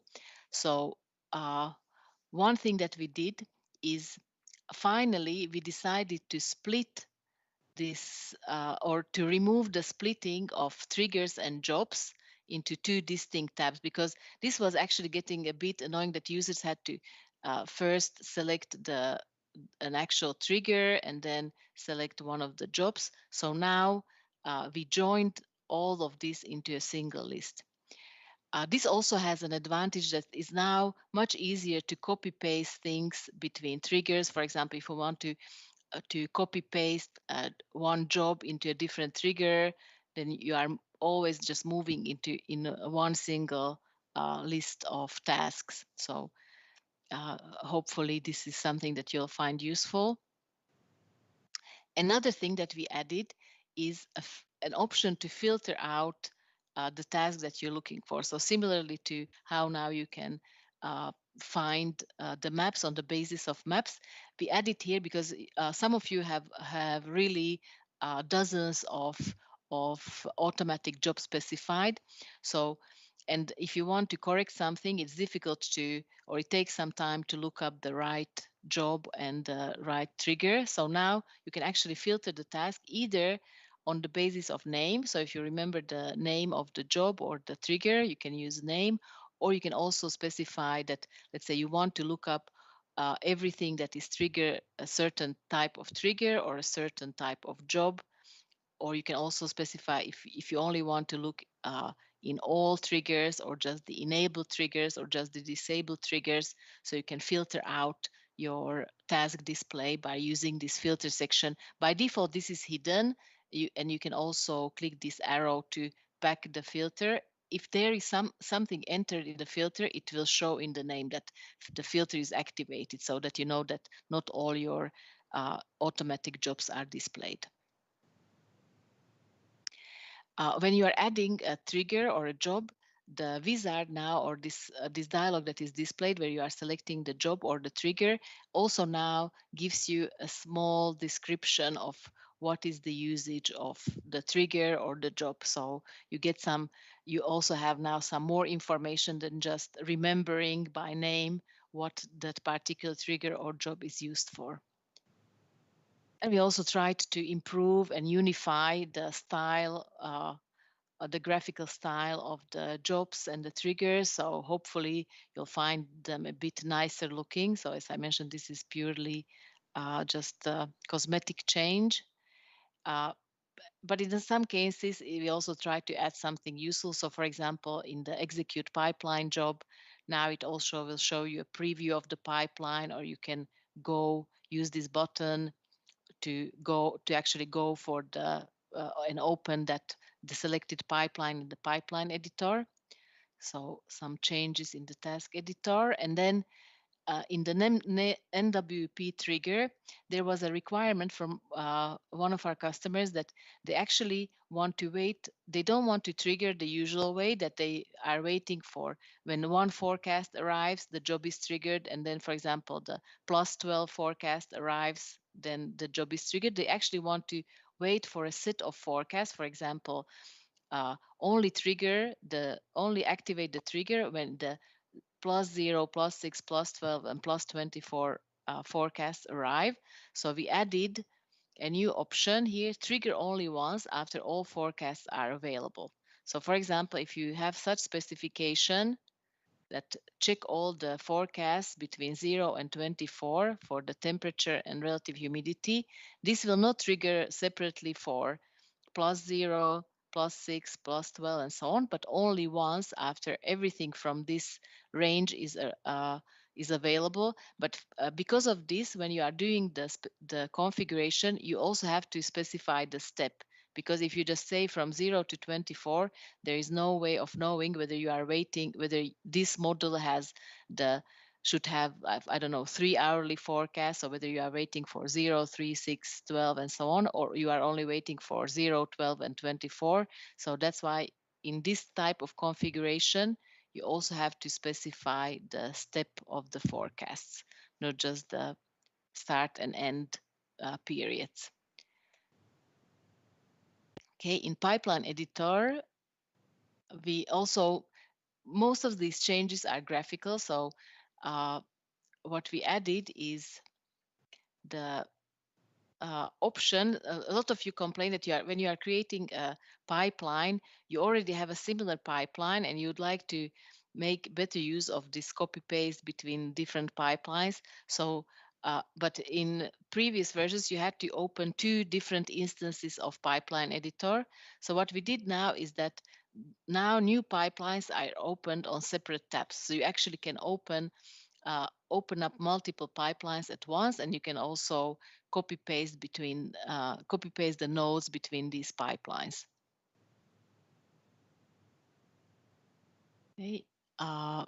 Also, what we added is a new replace option, because without this replace option, when you realize that one of the nodes that you were using in the pipeline is actually not the correct type, and you wanted to use a different type of node, what you had to do was delete this particular node. That would also delete all the arrows, all the edges that led to other nodes, and then you had to add in the new node and connect it up again. So it was a bit tedious operation. So now we added this option that you can right-click a particular node and replace it for a different node type. Okay. And another improvement we did in Pipeline Editor, that sometimes, especially when you are creating a new pipeline and you are doing a lot of testing, sometimes you don't want a particular section of the pipeline to run during this testing. For example, you just want to make sure that this part is running correctly, and you will figure this out later, but you don't want to always delete the connecting arrows and then put them back again. Then you have to remember what was where the connection was going and so on.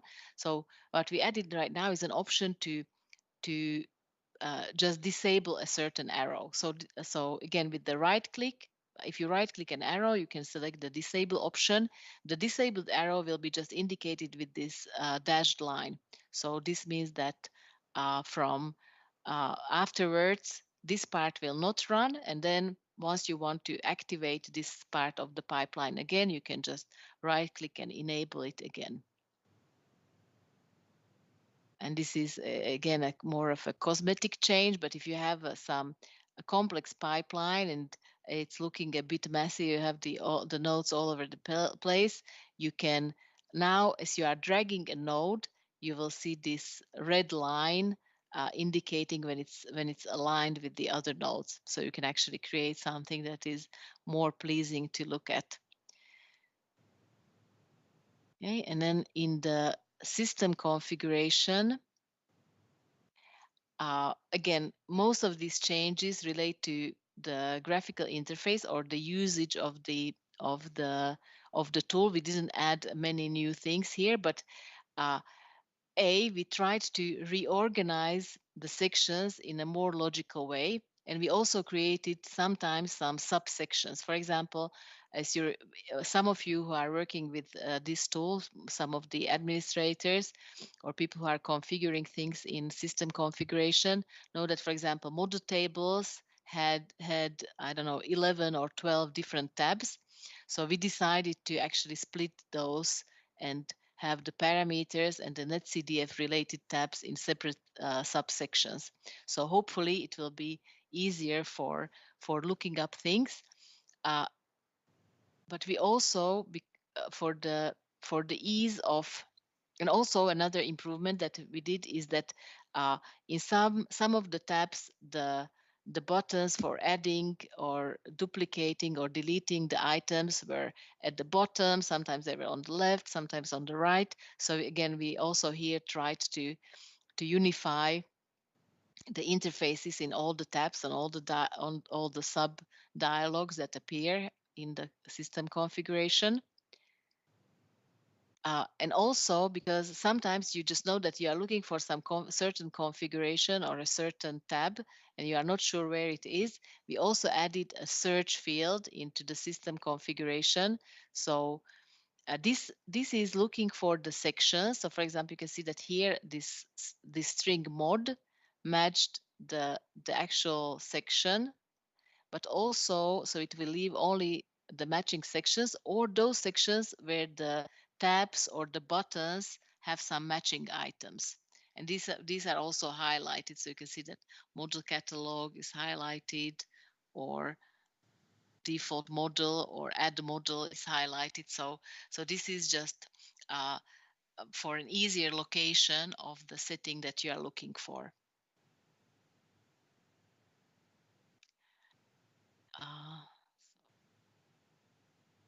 Okay. So you can see here that how this search option works. And as I mentioned, for the model tables have been separated into subsections. So you have now models, and then in the parameters, you have just the parameter related tabs. In NetCDF, just the NetCDF related things. Also, here we added a search option. So for example, you can look up many times you are looking for a certain parameter, you want to check its configuration, but you have hundreds of grip parameters, so it takes a long time. So now we added an option also to filter by name, so search by name of the parameter name. We also added sorting according to any of these characteristics. So you can for example, sort the displayed items by name or the table number or the unit. And so also, again, this can be helpful when you are looking for a list of parameters. And we also added here a display of the internal ID of the parameter. I don't know if many of you are actually familiar on this first hearing with this internal parameter ID, but actually when you have some, for example, some map layer where when you are using an equation from model data, a lot of time that equation includes reference to the parameter, and the reference to the parameter is by this internal ID. So you have a lot of time you have some function, some equation editor functions when you need to refer the model parameter. So this is the internal number.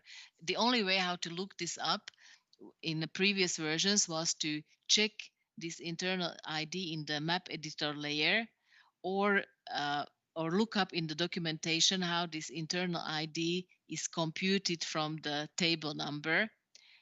So now you actually see it here in the system configuration. Okay, and then something functional. So this is not just purely a change in the interface. Is that we added actually a section into the system configuration where you can configure the hybrid client by using the graphical interface. So you can see, you can specify the bulletin or the model subscriptions here, the retention periods, and so on. So before this version, before version 5.4, this was only available via XML file. So now you have an interface to configure the hybrid client. Okay, and now some small other changes in the report monitor. I don't know if we have some users here who use report monitor, but there is this option where you can display the originating message of the report, and we improved it that it's now this also shows the source message if it's a buffer, and this will be the same for IBXXM, so you can see the source message not only of the TATS messages.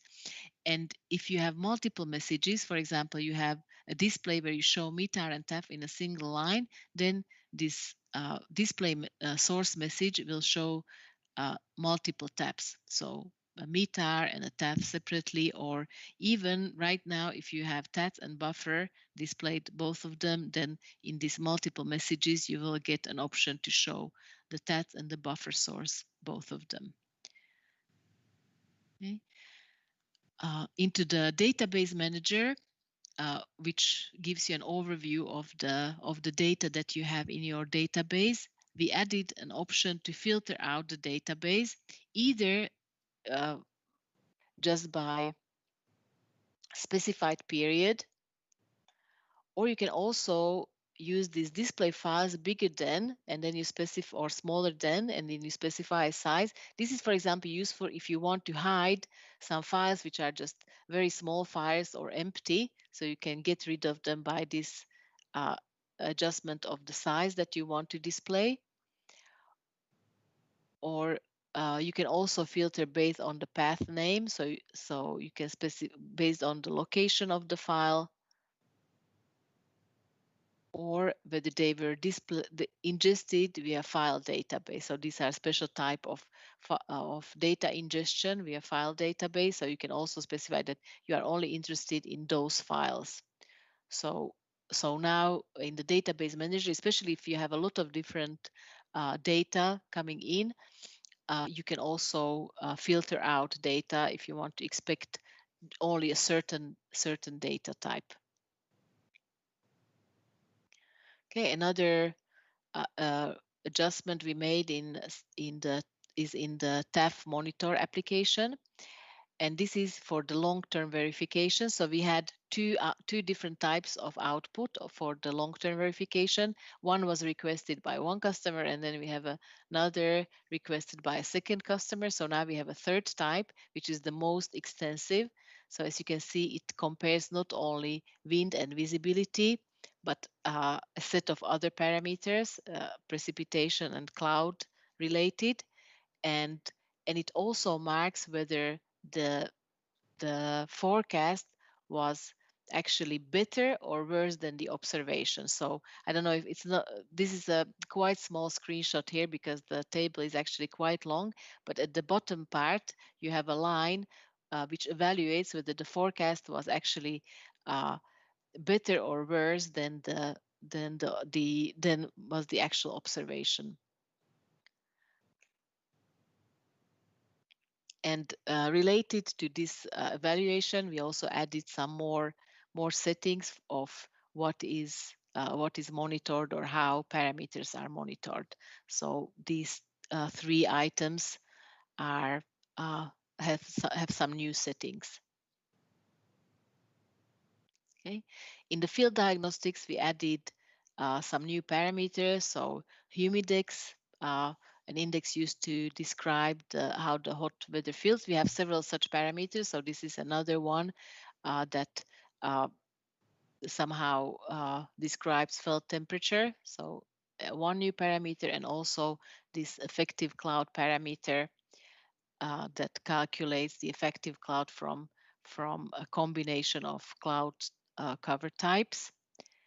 And in the functions, we added some new functions that convert the pressure, so pressure at station level, mean sea level, and compute it from different values. So you can now convert, and these functions can be used both for observed and for the model data. So you can create, for example, a map layer that shows the QFF or the QNH parameter.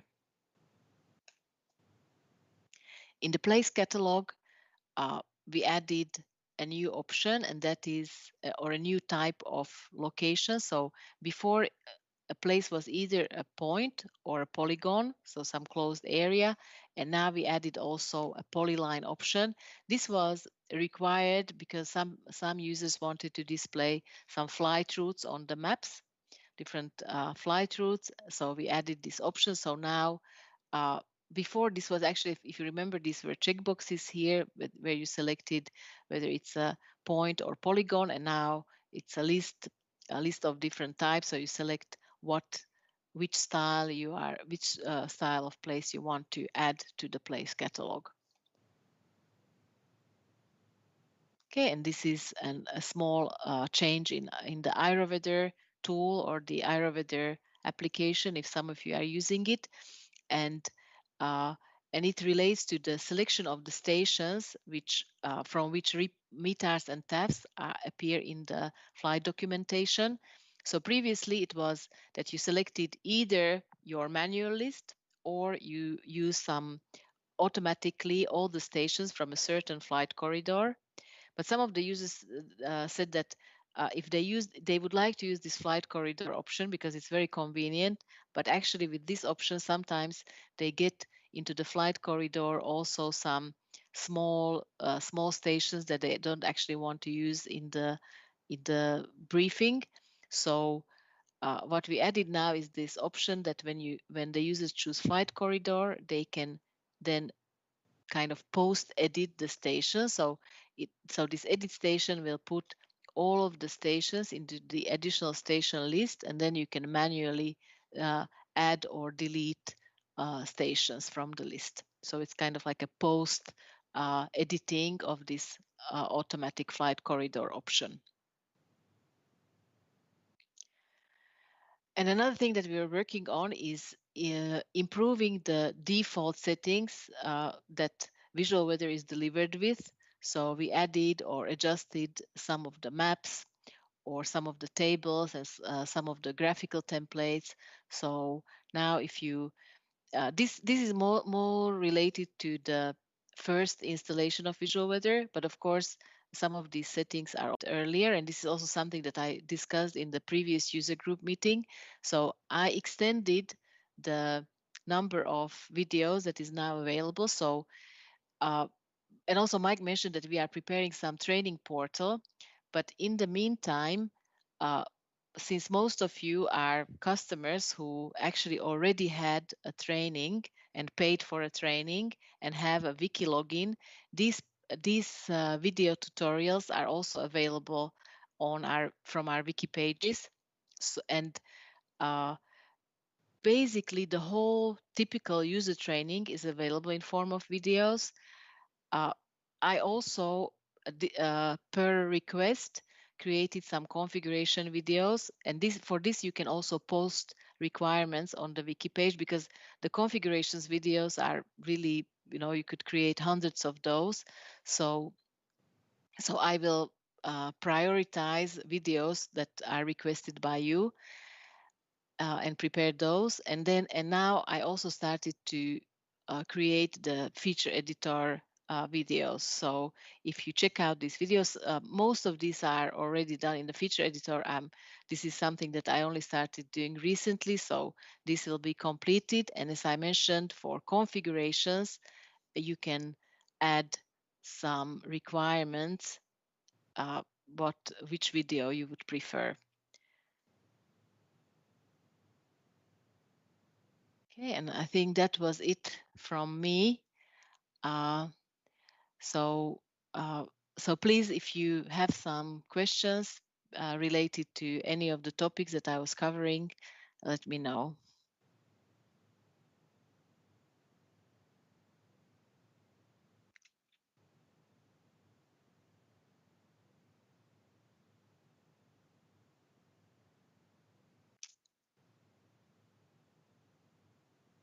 Okay, I see no questions. Maybe my colleagues will alert me, but so far I don't see anybody asking a question. So if that's the case, you can still let us know with in some other way if you have a question regarding this, and we will start by answering your questions tomorrow morning. But if not, I think that's it for us for today. Nobody's correcting me in this, so thank you for your attention. And Mike wants to maybe have some parting words with you now.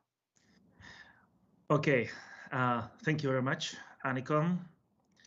And thank you everyone for attention and joining us today. We unfortunately were not able to meet in person, but we are happy that nearly 60 people we have on the teams, and around 40 on YouTube. So we are happy you found time to attend the meeting. The recordings will be available later in Wiki, and we will continue tomorrow 7 a.m. UTC, 9 a.m. Central European Time with the second session. So thank you everyone for your time. Have a nice rest of the day. Stay healthy, and we are happy we have such delightful friends. Take care and have a nice day. Yeah, have a nice day and Good see you night. tomorrow. Goodbye. Thanks, team. That's good. Bye. Cheers. Thank you. Bye. Thank you. Goodbye. Goodbye. See you tomorrow. Bye. Bye, everybody. Bye. Bye. Goodbye. See you tomorrow. Thank you. Goodbye, everyone.